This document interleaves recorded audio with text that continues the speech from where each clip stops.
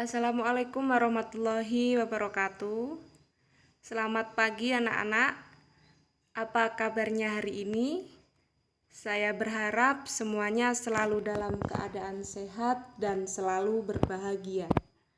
Pada kesempatan hari ini, kita akan sedikit mempelajari materi yang fenomenanya sangat terjadi di kalangan remaja seperti adik-adik, seperti itu.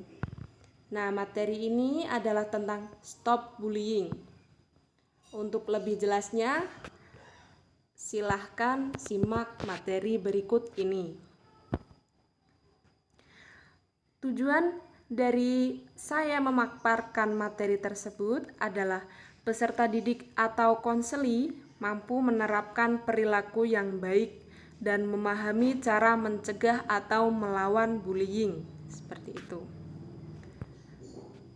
Oke, kemudian ini adalah pokok bahasan kita. Yang pertama ada pengertian bullying, yang kedua sebab dan akibat bullying, yang ketiga ada bentuk-bentuk bullying, dan terakhir cara menghindari bullying. Oke, langsung saja pengertian bullying. Anak-anak seperti kita mungkin sering bercanda dengan teman-teman lainnya. Terkadang mengejek satu sama lain adalah hal yang dianggap biasa, betul tidak? Namun, tahukah kamu kalau tindakan itu termasuk dalam kategori bullying? Nah, sebenarnya bullying itu apa ya? Yuk cari tahu agar kita tidak jadi pembuli ataupun korban bullying. Nah, pengertian bullying.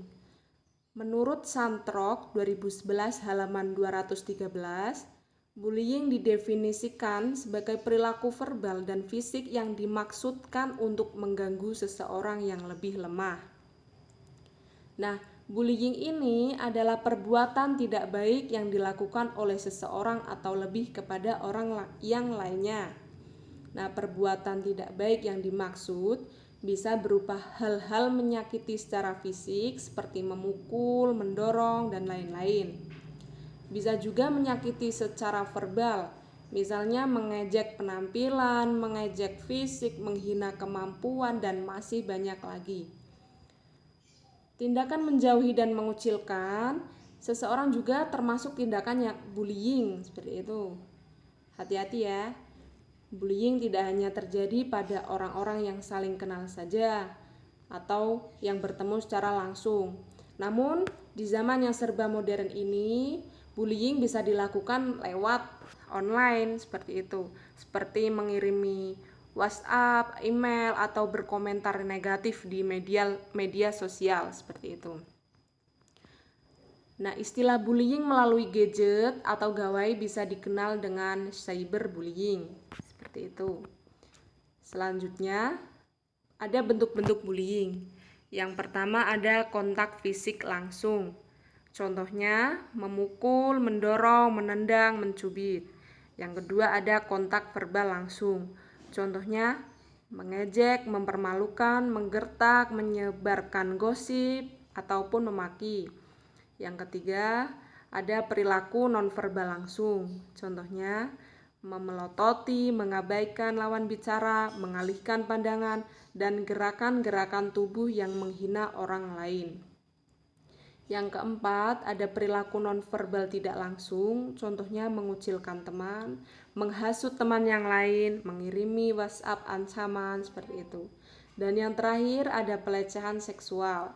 Contohnya mengatakan teman laki-laki banci bagi laki-laki yang berperilaku feminim.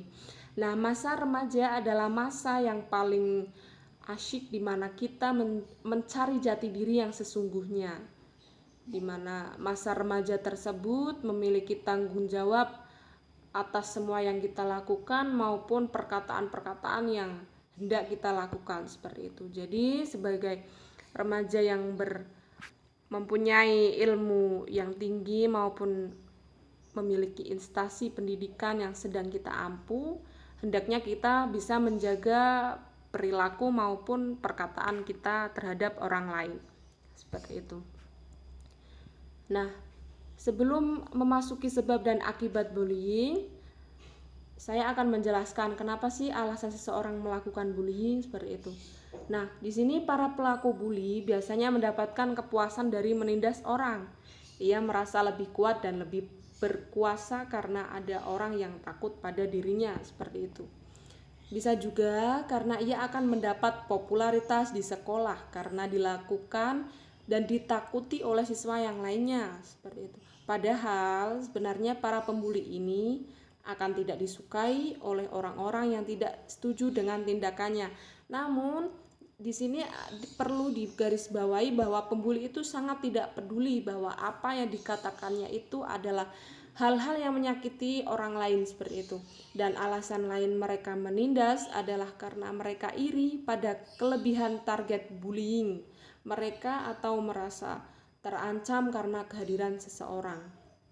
Nah, sebab akibatnya dari bullying itu, yang pertama di dalamnya terdapat perilaku diskriminatif baik di kalangan guru maupun siswa. Seperti itu. Kadang pada instansi persekolahan itu ada orang yang menjadi pembuli itu bahwasanya ia melakukan bullying itu bahwa dia merasa iri pada siswa yang melakukan atau memiliki prestasi yang baik, seperti itu. Kemudian kurangnya pengawasan dan bimbingan etika dari para guru dan petugas sekolah. Dan terdapat kesenjangan besar antara siswa yang kaya dan yang miskin, seperti itu. Di sini siswa yang kaya memiliki kedudukan yang sangat tinggi dan mendapat predikat orang kaya dan melakukan apapun hal yang menurutnya itu tidak merugikan orang lain, padahal sangat menyakiti orang lain, seperti itu. Nah, kemudian adanya pola kedisiplinan yang sangat kaku ataupun yang terlalu lemah. Kemudian yang terakhir ada bimbingan yang tidak layak dan peraturan yang tidak konsisten. Namun di sini juga ada orang yang melakukan bully karena mereka mempunyai masalah yang menyebabkan mereka menindas untuk menyalurkan amarah mereka kepada orang lain, seperti itu. Nah, biasanya para pembuli itu tidak menyadari akibat perbuatannya sehingga tidak merasa bersalah. Oke, dampak akibat dari bullying. Yang pertama ada terganggu fisiknya seperti cedera, terluka, sakit, dan sebagainya. Ini akibat dari bullying secara fisik. Kemudian tertekan psikisnya, kejiwaannya seperti takut, cemas, rasa tidak nyaman, resah, tertekan, gejala tekanan psikis yang lain. Kemudian pergaulan sosial terganggu seperti minder, menyendiri, grogi, pendiam, dan tertutup. Kemudian yang terakhir, terganggu prestasi belajarnya seperti nilai jelek, tidak konsentrasi belajar, lupa mengerjakan tugas sampai menurunnya ranking dan tidak naik kelas. Banyak ahli percaya bahwa perilaku bullying itu bisa jadi melakukan hal itu karena mereka juga pernah mengalami hal yang sama di lingkungan lainnya. Oke. Nah, apa sih yang harus kita lakukan apabila jika kita menjadi korban bullying? Nah, ini yang bisa kita lakukan. Temui seseorang yang kamu percaya dan beritahu mereka apa yang sedang terjadi. Orang yang kamu percaya ini bisa jadi orang tua maupun orang yang lebih tua daripada kita, agar kita memberitahu apa yang terjadi pada kita, seperti itu. Nah, jika bullying terjadi di sekolah, maka beritahu seseorang guru dan penasihat sekolah dan tanyakan apa yang harus dilakukan untuk menindaklanjuti hal itu.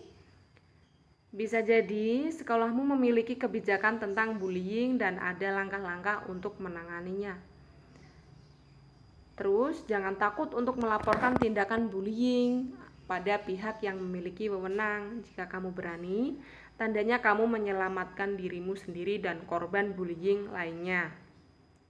Kemudian yang terakhir ada menunjukkan sifat berani dan percaya diri agar pembuli tidak melakukan berulang kali. Oke, selesai sudah pembahasan kita.